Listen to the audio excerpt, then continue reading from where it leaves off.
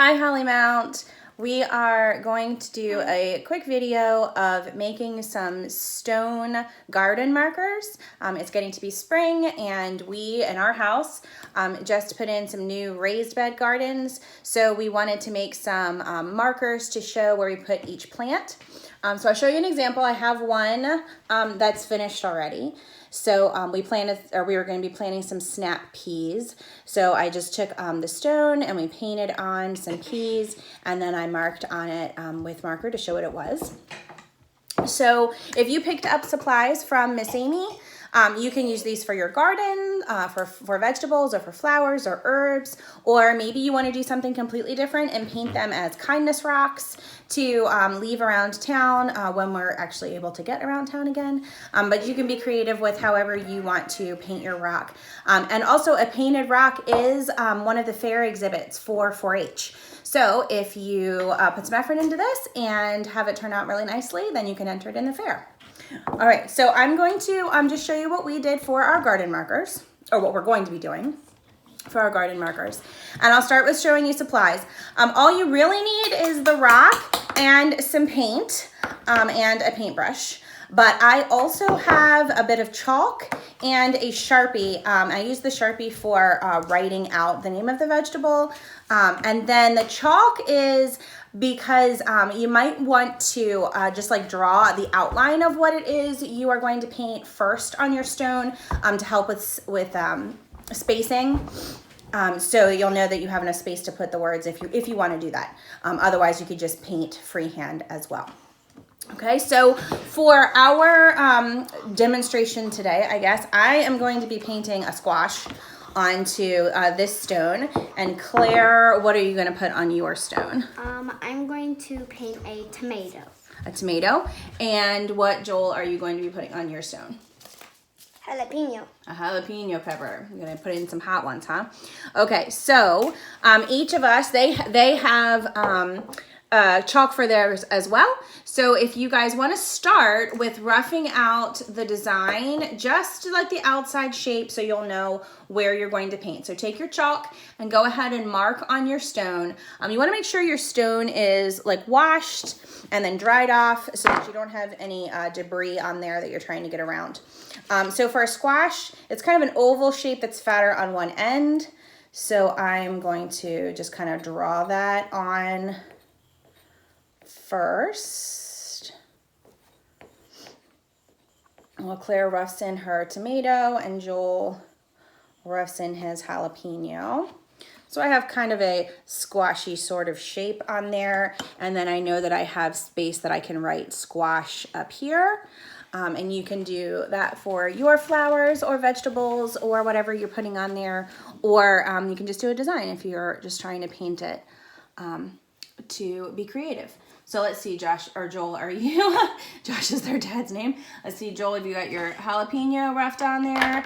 Claire, how about your space for the tomato? Spacing, you wanna hold it a little closer so they can see, babe? Okay, that looks good. And you've even got your little detail in there, right? And space to put tomato written next to it and jalapeno underneath. Okay, so the next thing you're gonna wanna do is just pick up paint and fill in the main body of it. Now, let me give you a couple of notes. Wait, guys, let me give you a couple of notes about paint. Joel, this is particularly, well, for both of you, but particularly for you, Joel, because your color is going to be all green. So they have in their palette green and red, because Claire's doing tomato. And then they also have some white and some black or brown works too. And then there's just kind of a tannish yellow because he might want to make that green not so emeraldy. He might want to add a little yellow tone to it. But so when you paint, you can add depth to your painting by using different tones of the same color.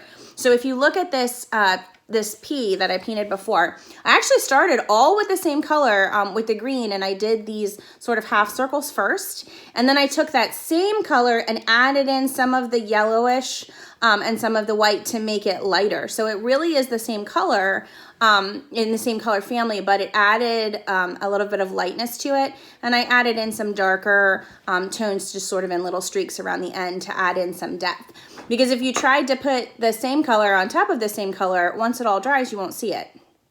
So if you're, especially if you're doing something like a cucumber or zucchini, or in Joel's case, a pepper, where it's all going to be the same color, what you're probably going to want to do is put down one layer of all one base color and then have that same tone mixed in with some lighter and some darker to be able to go back and just kind of add in some edges where shading might be, or just to add some depth to your painting.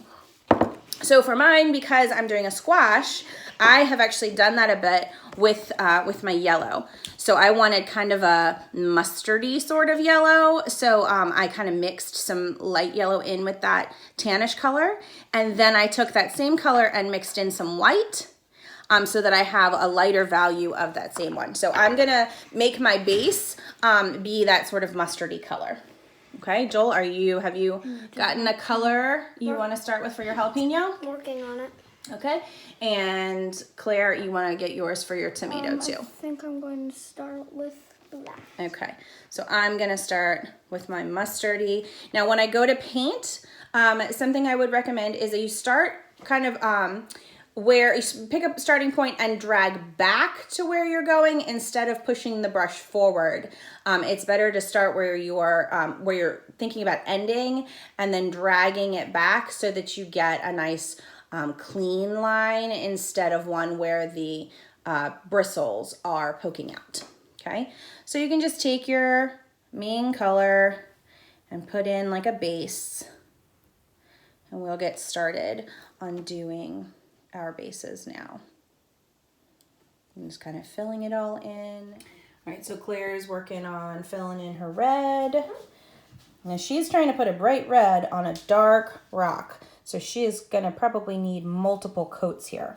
So she'll fill it all in and then let it dry for a minute and then add in some more red over top. Joel's working on filling in his jalapeno. He's got it just about filled in, but once again, it kind of blends into the rock. You can see there. That's why I'm once he lightening gets this, yeah, once he gets this dried in or in and dried, he's gonna want to. He said he's gonna want to go around the outside with a darker green to help separate it and to kind of show the depth of where the light would be hitting the middle of it. So I have now here 2 coats on my squash. The first one was pretty streaky and showing a lot of the rock through. And this one still is a little bit, but I'm actually going to be going back in and putting a lighter color in the center. You can see, if you look online, there are all kinds of pictures of rocks that have been painted. Some are just words, some have the plants on there. So I'm looking kind of like at this squash. You can see where there's some lighter yellows in the middle that help to highlight the shape of the squash. So I'm going to be going through and doing that now. Fortunately, acrylic dries really quickly. So even with 2 coats on here, this is just about dry. And I'm gonna add in some lighter yellow to add some detail in there. I'll find a little bit at the top of a squash plant. Oh, that stem looks big. Mm-hmm. Wonder. Well, the stems. See, and a little bit of the stem here at the end. Okay, you want to go over and see what Joel's doing with his?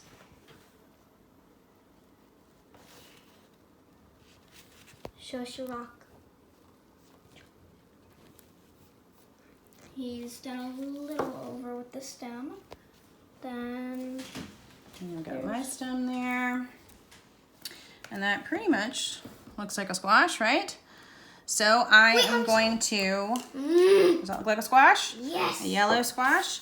So then I'm going to add just with marker, and if your paint is really wet, then you want to be careful, obviously, and wait till it dries. But I think I have enough space around it and it's dry enough that I am just going to use a Sharpie for mine to write in that this is a squash.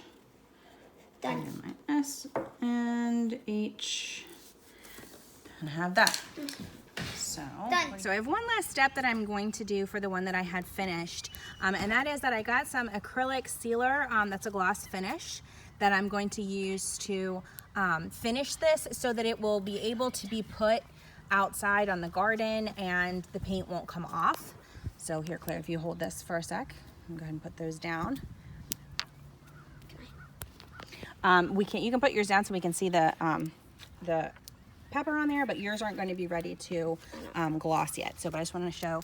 So for this, it just says to shake it and then do a few coats of this sealer. So I'm going to put that around, and then I'll have to go back and make sure I wash my hands really well. So that is coated all around it, so hopefully that'll keep the paint from coming off as it sits out in my garden. So this is one that is entirely done once this is dry, and we'll put this where we plant our snap peas, and then hopefully we'll be able to tell which plants are popping up.